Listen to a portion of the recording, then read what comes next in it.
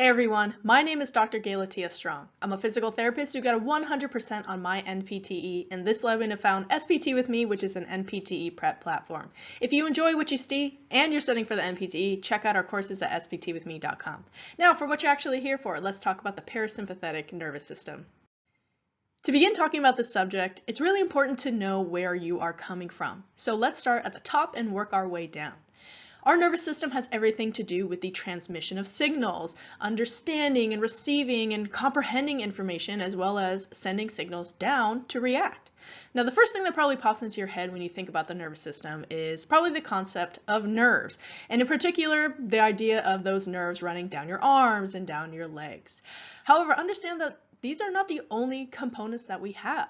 We also have our brain. We also have our spinal cord.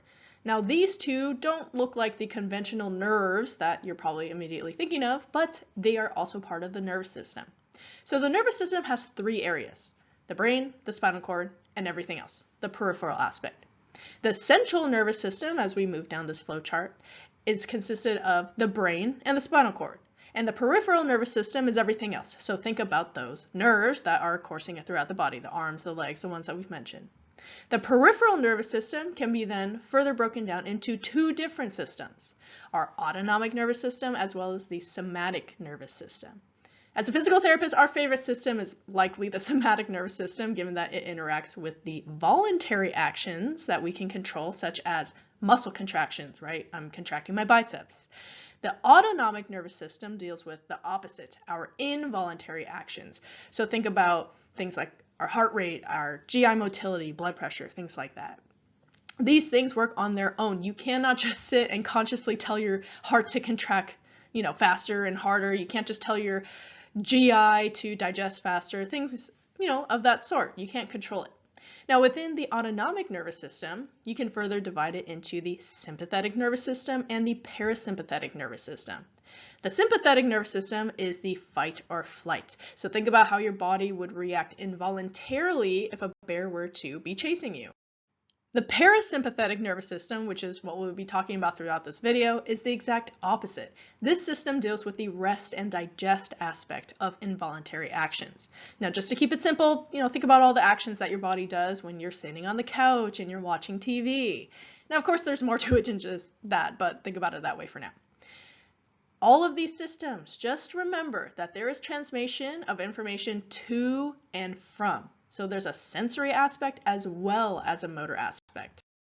This is the picture that we're mainly going to use throughout the rest of the video. And what I want you to pay attention to is the blue portions of the image, because this is the parasympathetic nervous system. The red portions have to do with the sympathetic nervous system, which is in another video. Before we dive deeper into the subject, you have to understand the basics of how everything looks, especially because the image that we're using has so much going on. With the autonomic nervous system, whether you're talking about the sympathetic or parasympathetic system, understand that there are two nerves. There's a first order nerve, aka the preganglionic nerve, and this one starts in the spinal cord. Specifically, the cell body starts in the spinal cord. After this first order preganglionic nerve makes its way to a second nerve. This second nerve is also known as the postganglionic nerve. When this first nerve meets the second nerve, this forms a synapse, and when it reaches this synapse, the form of communication is like that of any other nerve. It's going to release neurotransmitters. The location of this synapse occurs at what is called a ganglion. And because it's the autonomic nervous system, it's called an autonomic ganglion. Now, a ganglion in general is a structure that has cell bodies, and it serves as a location of information transmission. And as you can see in this image, the cell body of the second nerve, which receives information from the first nerve, is exactly here. You probably heard of the dorsal root ganglion with the somatic system. It's the same idea. Then once we transmit information to the second order or postganglionic nerve, same thing, we then make our way to give information to the target organ.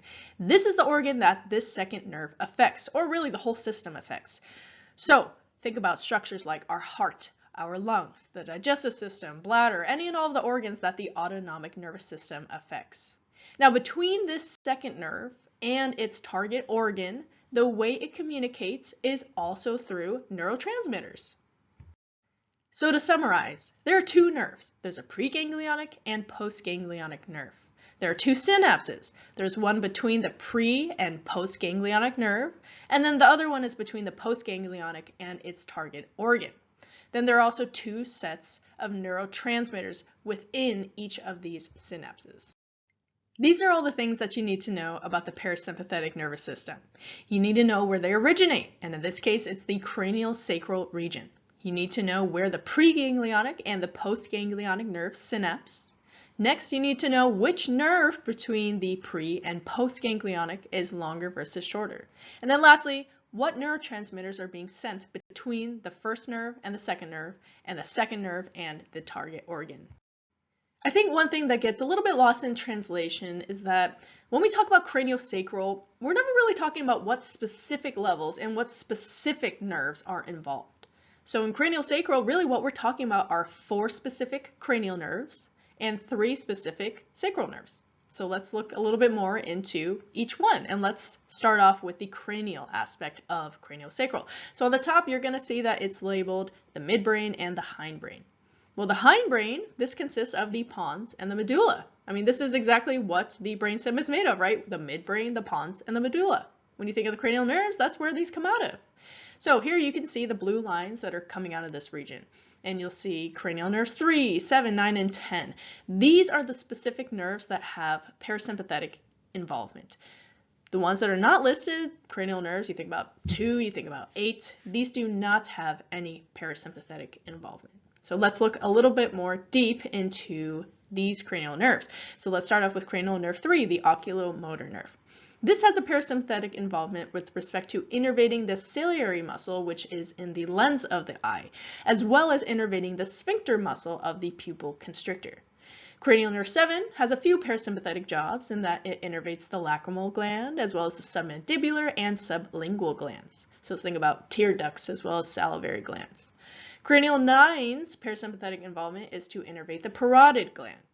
Then we also have cranial nerve 10, and this is the one that has that unique parasympathetic job of innervating almost all of the organs within our thoracoabdominal region. Now, like I said, almost all. It goes up until the splenic flexure of our large intestine. Now, what goes then beyond the splenic flexure? What innervates that?